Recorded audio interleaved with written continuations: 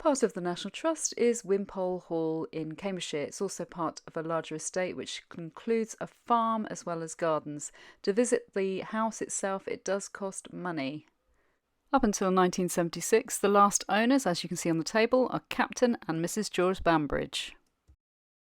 And here we are at the entrance hall, which sits in the oldest part of the house, originally developed in 1640.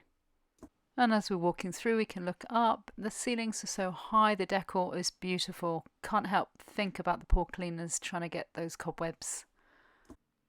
The long gallery was originally 3 rooms, which consist of coins and curiosities and manuscripts. However, the space has now been opened up to give lots and lots of room for all those beautiful pictures. Always nice to have a little nose out the window. Now entering the yellow drawing room, and if you look up in the ceiling, it looks like a kind of ballroom theme. Well, you'll be spot on because that's what it was for concerts and dancing around. Unfortunately, I wasn't able to get footage of the library, so here's a beautiful picture. Now we're entering the beautiful dining room. One thing I will suggest is do not attempt to eat any of the food because it's plastic. And here we are in this grand room, which is known as the South Drawing Room.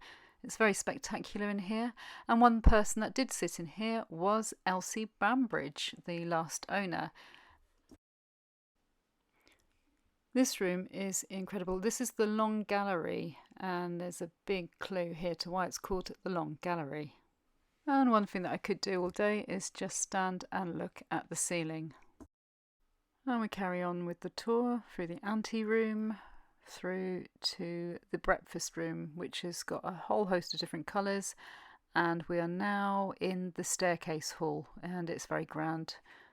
As we go up the stairs, try not to fall over and whack into any bus on the way up, and right to the top we find that we're in the Lord Chancellor's bedroom. Look at this bed, it looks like some sort of crown, and it's pink. Then we go through to another room, beautiful table, and this is Mrs. Bambridge's study. She used to like watching through the window as she worked, and this is her bedroom. Now this confused me. What on earth is this toilet doing on a stand? I'm now in the basement corridor, and I've come across an old map from the 1940s, and I've looked up and I'm amazed at the stairwell, and I'm now having a wander around. Love the floor in here.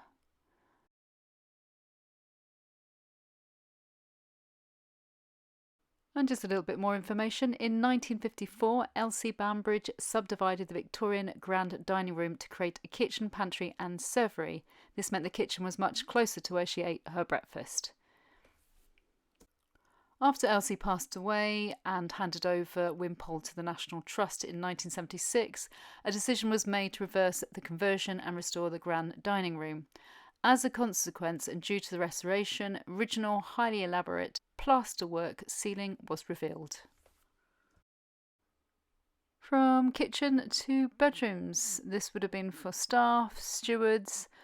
Even though it's very basic and not as grand as upstairs, it looks comfortable. I would say that there are so many suitcases around. More suitcases and more suitcases. Not much in the way of carpet on the floor, a lot of it's wood. Can you imagine the racket? You'd keep a few people awake, I think. And there's a trunk, and I also spot an old radio, maybe Radio 1 later. One of the things that I was really fascinated with was the photographs, which I can see. There are quite a few featuring Elsie and her husband. Interesting enough, it's the same car in all of the pictures, and having had a chat with a member of staff there, they confirmed that Elsie and George used to love travelling around Europe. And this caught my attention, these 2 photos of the same carriage. The carriage looks very grand, and if you look closer, you'll notice that the people riding the coach also look very grand. Having done my own research, I found out this was Queen Victoria visiting Wimpole in 1843 as the guest of Earl of Hardwicke. And even the coach path is known as Victoria Drive. Now, if you go to Broughton Hall, you'll be able to see the coach. And what you're looking at, at the time was state of the art. Communication in such a large house would have been really vital and would have been a real challenge. Owners and guests would summon assistance using the servants' bell system, which relied on a wire pulley system until electric was eventually installed. And as you can see, there are so many rooms to choose from. So that's what I call a giant bath, the Sloane Bath House. Let's have a look. On the left hand side we have got what could be a hat stand or a plant stand. No, I'm only kidding. An early example of a 19th century shower. It's the only surviving example of a sunken bath by John Soane. And yes, it is too big for one person or two. It's definitely intended for group bathing, but no one really knows much about the private activity. And to quote the National Trust, this eccentric little space shows us a pleasure-loving side of the York family. And this is coming to the end of my tour. I'm still around the basement area, and what I love is the fact there's just more doors and steps. So I'm wandering down thinking maybe this might lead to a cellar full of wine, but no, it is the chapel. Now the chapel is dated from 1720, got finished 1724. Now as you go through, it is amazing. It's a lot bigger than I thought it was going to be, and you'll see this amazing painting by James Thornhill, which took 3 years to complete. And I could quite happily sit and look at the ceiling all day, but I won't. So that concludes my visit to Wimpole, and I would like to say thank you very much for watching, and I'll catch up with you soon.